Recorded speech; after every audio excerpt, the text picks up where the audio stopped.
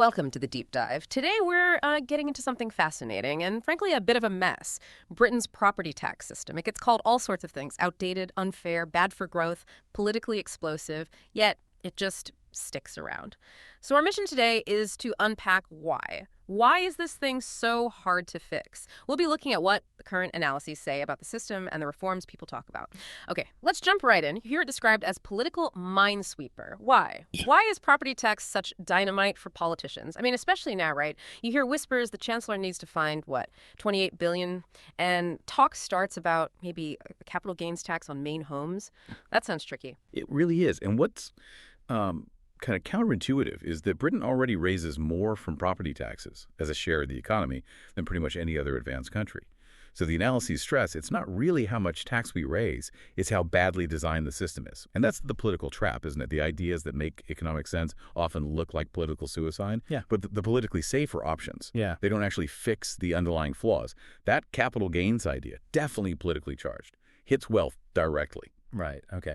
But let's talk about the design flaws. The bit that always gets me is council tax. It's based on property values from 1991. 1991. How much has the property market changed since then? It's staggering. What kind of sort of absurd situations does that create now? It's almost unbelievable, isn't it? How can any tax system be remotely fair when it's anchored to values from over 3 decades ago?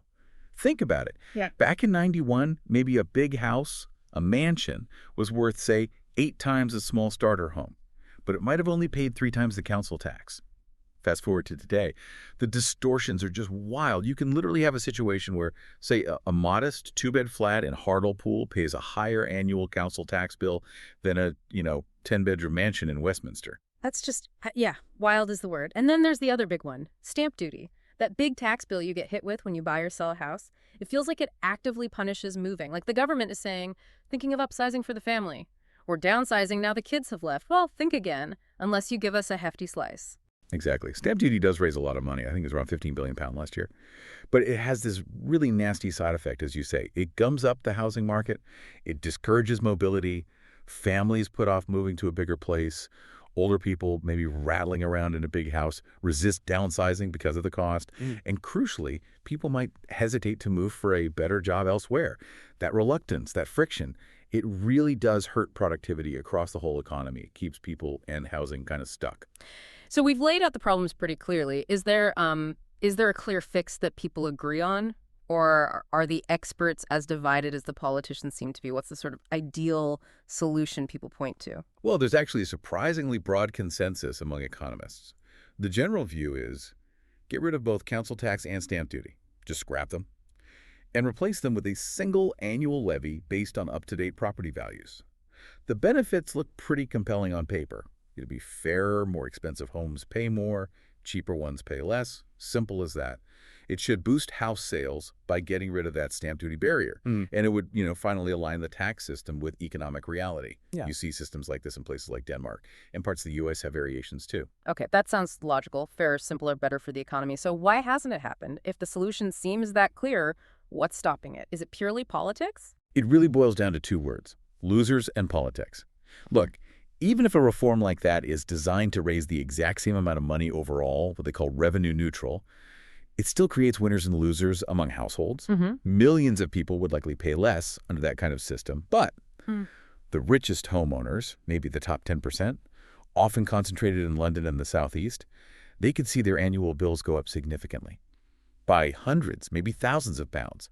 And those groups tend to be, shall we say, the most politically vocal and influential. They have the ear of politicians. So even if the reform makes economic sense and doesn't cost the Treasury anything extra, it carries a big electoral risk. Doing nothing, even if the system is broken, often feels like the politically easier path. Right. A path of least resistance, even if it leads nowhere good.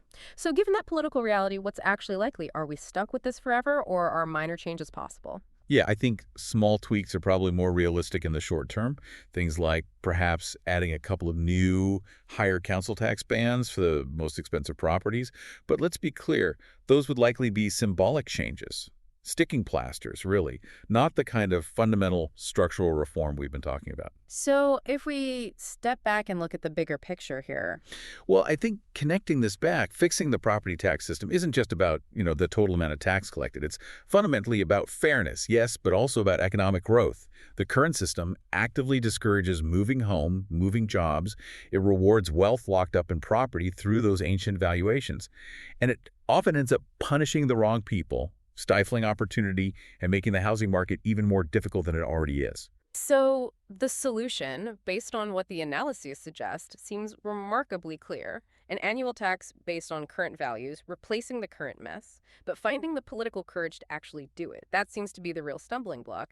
And you have to wonder, the longer politicians put it off, the worse those distortions get, right? The harder it becomes to defend a system where, as you said, modest flats can genuinely pay more tax than mansions. It's something for all of us to think about.